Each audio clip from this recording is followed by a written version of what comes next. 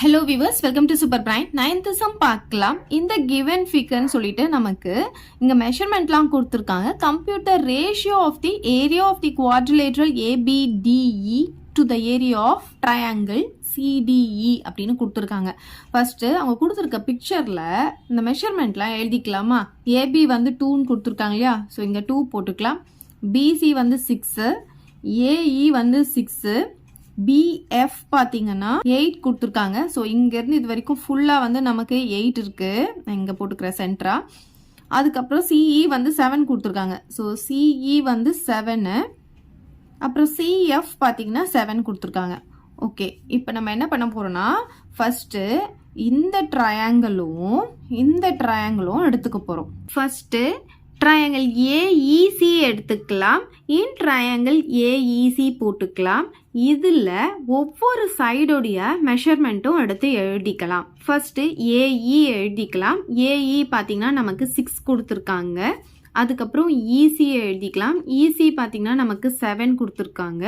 அதுக்கப்புறமா இங்கே இருக்க ஏசி எழுதிக்கலாம். இது பார்த்தீங்கன்னா நமக்கு தனித்தனியாக கொடுத்துருக்காங்க. ஏபி கொடுத்துருக்காங்க, அப்புறம் பிசி கொடுத்துருக்காங்க. அப்போ இது ரெண்டுத்தையும் ஆட் பண்ணால் நமக்கு ஏசி கிடச்சிரும் இல்லையா? அப்போ 2ஐயும் 6ஐயும் ஆட் பண்ணால் நமக்கு என்ன கிடைக்கும்? 8 கிடைக்கும். அப்போ ஏசி வந்து 8 அப்படின்னு போட்டுக்கலாம்.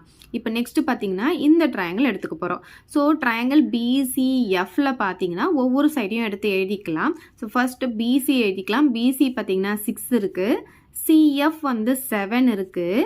நெக்ஸ்ட் பிஎஃப் பார்த்தீங்கன்னா 8 கொடுத்துருக்காங்க. அதை எழுதிக்கலாம். இப்போ பாருங்கள், இங்கேயும் 6 7 8, இங்கேயும் 6 7 8. இப்போ இந்த ட்ரையாங்கிள் பாருங்கள், ஃபஸ்ட்டு 2 எடுக்கிறோமா? இங்கேயும் ஃபஸ்ட்டு 2 ஏஇபிசி ரெண்டுமே ஈக்குவலாக இருக்கா?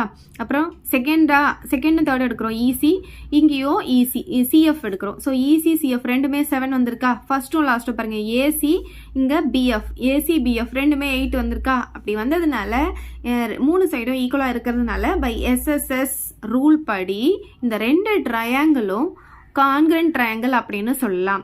So therefore triangle AEC congruent to triangle PCF அப்படின்னு எழுதிக்கலாம்.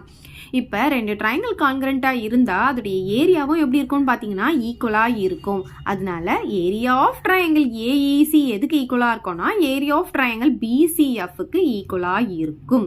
சரி, இப்போ பாருங்கள், நமக்கு இந்த ட்ரையாங்கிளுடைய ஏரியாவும் இந்த ட்ரையாங்கிளுடைய ஏரியாவும் ஈக்குவல்னு சொல்லி கண்டுபிடிச்சிட்டோம். இப்போ இதில் பார்த்தீங்கன்னா இங்கே ஒரு சின்ன ட்ரையாங்கிள் இருக்குது பாருங்க. இந்த ட்ரையாங்கிள் இருக்கா? இந்த ட்ரையாங்கிள் பார்த்தீங்கன்னா இந்த ட்ரையாங்கிள்க்கும் இந்த ட்ரையாங்கிள் வருது. ஸோ இந்த ட்ரையாங்கிள் எடுத்தால் அதுலேயும் இந்த ட்ரையாங்கிள் வருது. அப்போ நம்ம என்ன பண்ணலான்னா இந்த ட்ரையாங்கிளை எடுத்துடுறோம். ஸோ இதை எடுத்துட்டோன்னா நமக்கு என்ன ஆகும்னு பார்த்தீங்கன்னா இந்த குவாட்ரிலேட்ரல் கிடைக்கும், அப்புறம் இந்த ட்ரையாங்கிள் கிடைக்கும். நமக்கு என்ன கேட்டிருக்காங்க கொஸ்டினில் பார்த்தீங்கன்னா இந்த குவாட்ரிலேட்ரலுடைய ஏரியாவுக்கும் இந்த ட்ரையாங்கிளுக்கும் இருக்கிற ரேஷியோ என்ன அப்படின்னு கேட்டிருக்காங்க. ஸோ நம்ம என்ன பண்ண போகிறோம்னா ஃபர்ஸ்ட்டு இப்போ இதோட ஏரியாவும் ஈக்குவல்னு கண்டுபிடிச்சிருக்கோம் இல்லையா? நம்ம என்ன பண்ண போகிறோம்னா இந்த ட்ரையாங்கிளுடைய ஏரியாவில் இருந்து இப்போ நான் ஷேட் பண்ணியிருக்கேன் இல்லையா, இந்த ட்ரையாங்கிளுடைய ஏரியாவை மைனஸ் பண்ணிட்டு போகிறோம். மைனஸ் பண்ணிட்டா என்ன ஆகும்? நமக்கு இந்த குவாட்ரிலேட்ரல் கிடச்சிரும், குவாட்ரிலேட்ரலுடைய ஏரியா கிடச்சிரும். இப்போ அதே மாதிரி இந்த ட்ரையாங்கிளுடைய ஏரியாவிலேருந்து இந்த ட்ரையாங்கிளுடைய ஏரியாவை மைனஸ் பண்ணிட்டு போகிறேன். அப்போ என்ன ஆகும்? இந்த ட்ரையாங்கிளுடைய ஏரியா கிடச்சிடும்.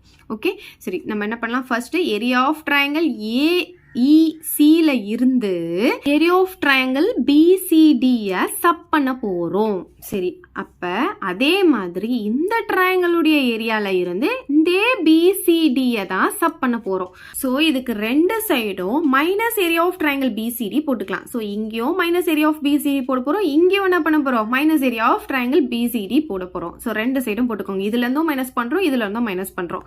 ஸோ இப்போ பார்த்தீங்கன்னா இந்த ட்ரையாங்கிள் இருந்து இதை மைனஸ் பண்ணி எடுத்துட்டா என்ன கிடைக்கும்? நமக்கு ஏபிடிஇ அப்படின்ற ஒரு குவாட்ரிலேட்ரல் கிடைக்கும். ஸோ இதுலேருந்து இதை மைனஸ் பண்ணால் ஏரியா ஆஃப் குவாட்ரிலேட்ரல் ஏபிடிஇ அப்படின்னு நமக்கு கிடைச்சிடும். அதே மாதிரி இப்போ பாருங்க, இந்த ட்ரையாங்கிள் வந்து இதை மைனஸ் பண்ணி எடுத்துட்டா என்ன ஆகும்? நமக்கு ஏரியா ஆஃப் ட்ரையாங்கிள் சிடிஎஃப் கிடைக்கும். So area of triangle CDF கிடைக்கும். இப்போ பார்த்தீங்கன்னா இதுக்கு ரெண்டுத்துக்கும் இருக்கிற ரேஷியோ தான் நமக்கு கேட்டிருக்காங்க கொஸ்டினில். இப்போ இது ரெண்டுமே ஈக்குவலாக இருந்துச்சுன்னா அதோடைய ரேஷியோ எப்படி இருக்கும்னா ஈக்குவலாக தான் இருக்கும். ஸோ இது 10னா இதுவும் 10ஆக தான் இருக்கும், இது 100னா இதுவும் 100ஆக தான் இருக்கும். அப்போ ரெண்டுமே ஈக்குவலாக இருக்கிறதுனால அதோட ரேஷியோ என்னவா இருக்கும்னு பார்த்தீங்கன்னா 1:1 இருக்கும். நம்ம எப்படி கேன்சல் பண்ணிக்கலாம், கேன்சல் பண்ணால் நமக்கு ரெண்டு சைடும் என்ன தான் வரும், 1:1 தான் கிடைக்கும். ஸோ லாஸ்ட் எப்படி எழுதிக்கலாம்னா therefore ratios are equal அப்படின்னு எழுதிக்கலாம்.